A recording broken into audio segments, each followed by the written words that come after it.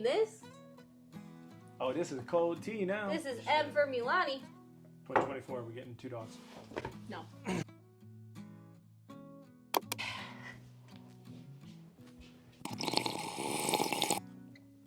So, it's a new year. We did a lot in 2023, and we figured we would give kind of a rundown of what we did. The good, the bad, the funny. The not so funny. Yeah. Yeah. Cool. So let's start with, what did we think was our favorite thing? I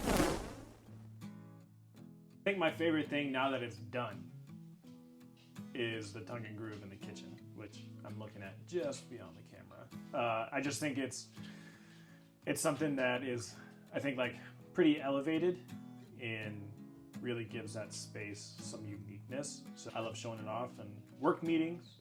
Yeah, I definitely like that one. That'd be one of my favorites. One of my other favorites, not to copy you, would be opening up the 2 walls. So when we bought the house, the kitchen was in its own room. So we had a door from the living room into the kitchen. Well, we didn't have a door, but a doorway. And then from the kitchen to the laundry room, there was a door. And we just opened it all up. So if you're sitting in our dining room, you can see our living room. And I just think it made our place feel larger. Because as you guys know, we have like 800 square feet. 868.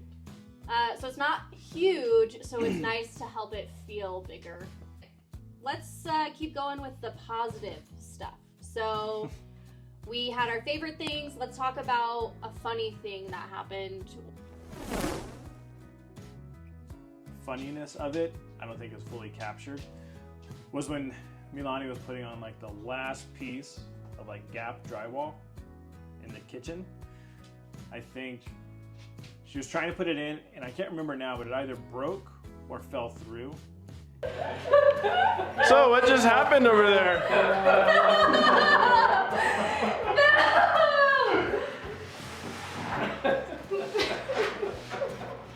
Go ahead, tell me what happened. I just broke my drywall piece. And at that point, we had been drywalling all day. Yeah, Or trying and to. for days. Yeah, and it was like midnight at that point. we had just had a random competition. I won. That's beside the point. And we were just sitting there watching her. It was supposed to be a simple little like zip zip, put it in, and it just broke or fell. And we all, I think just from exhaustion, cracked up. We all had a good laugh. Milani was devastated. Because I would have won if it didn't break. Yeah, that was definitely, I think, one of my like favorites. Yeah, just like delirious at that point. One of mine, it was like a funny one. I don't know if it was like fun, but we'll talk about this a little bit later. But pretty much we always got DoorDash and fast food because we were done at like 10 or we didn't want to take a break. We would just order food and it would get delivered. For some reason, I had my soda, like a foam soda cup, on the ground, and I completely smashed it and the soda just went everywhere. Ooh, nice one.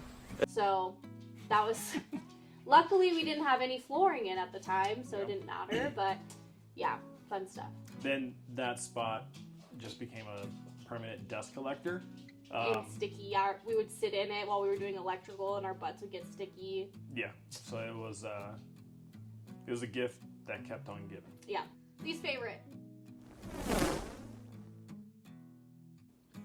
So my favorite thing, now that it's done, was the tongue and groove ceiling. My least favorite thing was sanding it because it was just brutal. Because we put a clear coat on it, so it's not like we were doing work that was going to change how it looks. It was clearly just to protect it. And I don't know if y'all remember, but like during the filming process, I was hand over head for, I don't know how long that took, a few hours. Hold your arms up above your head for an hour. I think, yeah, you'll understand the feeling for sure. Also, applying pressure, moving a sander. Yeah, it's like at least 5 pounds over your head. Like a 5-pound dumbbell. hold over your head. That's like a workout for your adults. That's why I'm rich. Or ripped. No, not rich. That was terrible because it was work that was necessary, but nothing that when people look at it, they're going to be like, oh, wow, I'm so glad that's sanded. That was absolutely terrible. My shoulders were gone. Yeah. My least favorite thing, and I think we've made this very clear, was mudding. It's just one of those things where you have to do like 5 layers. So you're not done. Like you can do the whole house 1 layer and you're not done. You have to do it that same thing 5 more times or 4 more times. So yeah, that was fun. And then we had to do some texturing, and I think we did tell you guys this, but our GC looked at it and was like, yeah, no, this isn't good. So, and that was one of the nights we stayed till like 2 a.m. It was like a weekend night, and we stayed late, and we were like trying to get the texture right, and we couldn't figure it out. And so we just got frustrated, and we're like, well, this is the closest we can get it. And we moved on, and he was like, yeah, no, he didn't get it close at all. Maybe next time. Don't recommend doing the mudding. Hanging drywall's fine. It's the mudding that sucks. Our life during this renovation. I feel like every time you watch HGTV or any sort of fixer-upper show, they're like, I don't want to live in a construction zone. Now, we were extremely fortunate to not have to live in here during the real construction. But like our life was eat, breathe, renovate this home. So as we've told y'all, we both work remotely. I work for an East Coast based company, so I work an East Coast 9 to 5, which means I think during that time I was working from 6 a.m. till 2:30 p.m., which means I was waking up at like 5 to have coffee, the important stuff. Wake up at 5, work 6 till 2:30. Milani works for a California-based company, so she works 9 to 5:30. So then after that, 5:30 mark, we're coming over here by like 6:30. And we were going to work, and then depending on the scope of the project, making noise, using tools, and kind of being as loud as we cared to be until about like 8 o'clock, because we do have neighbors on both sides. And then it was, what can we do that's quiet? Yeah. And then when we got to like painting or doing drywall and mudding, I mean, we were here until electrical. I mean, we were here until midnight, 1 a.m., 2 a.m., then getting up and doing it all again the next day. It certainly took its toll on me by the end. The schedule, the routine was nuts. Even lunch breaks, we would sync up our lunch breaks and come over here and work on stuff. So I mean, it was really a full-time job within itself. Yeah, well, and the other thing is when we first started, like we've alluded to, everything took us a little bit longer than I think it should have, because everything was our first time ever doing it, and I think we took our time, especially like demo you see on HGTV, and they're just like in there just slamming things, getting everything out, breaking everything. We did want to like salvage some of our stuff, so obviously that took a little bit longer, but we definitely were way too delicate with a lot of the things that we could have just like fully demoed. I think we had maybe 1 or 2 times where each of us just like fully said screw it and made something a mess. But it's just so much extra work. Yeah, you have to clean it up. Yeah. So, I mean, like I think we have it on camera, but whenever I was taking the drywall off the walls that we took down, I tried to do that as neatly as possible so I didn't have to then spend an hour cleaning it up. Yeah. I just wanted to get it down as neat as possible and then take it out. So, what would be some advice that you would give?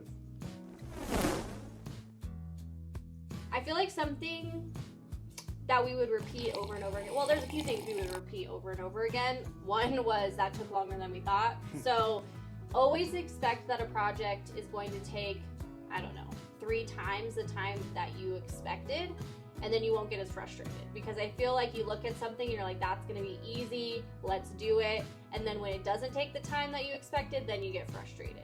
So just expect it to take way longer than you originally thought, and I think that would help you out a lot. If you are having to like bid out work, like I feel like with the kitchen specifically, I think we ended up getting like 5 different bids. We definitely had a budget, and we went to a place We ended up actually not doing business with them because we got scared by their online reviews. Like, one thing I would say is before you put down any money anywhere, just double check that they're good, reputable.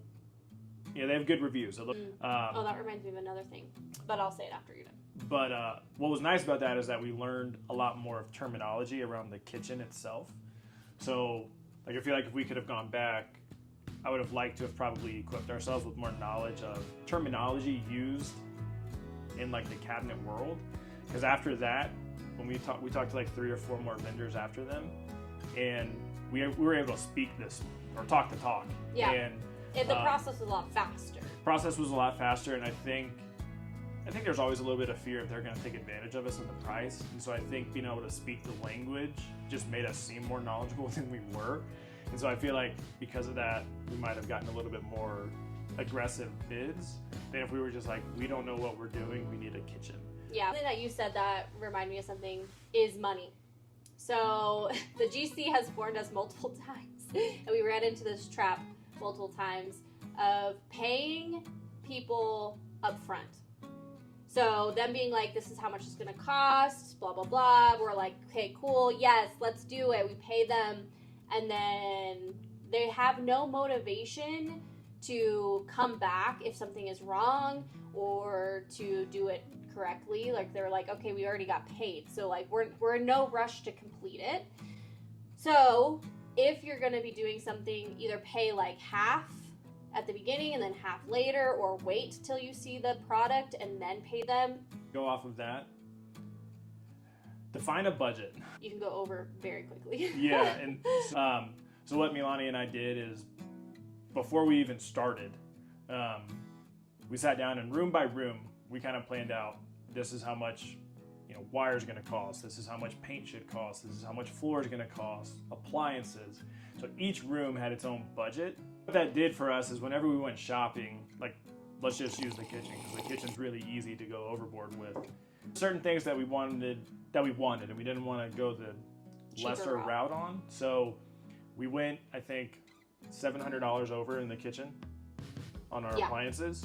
So then what we did later was we took away, from other projects. Our floor, I think, was one. Yeah, that was super helpful for us whenever we were going through and shopping. It's like, okay, we've hit our budget on this room.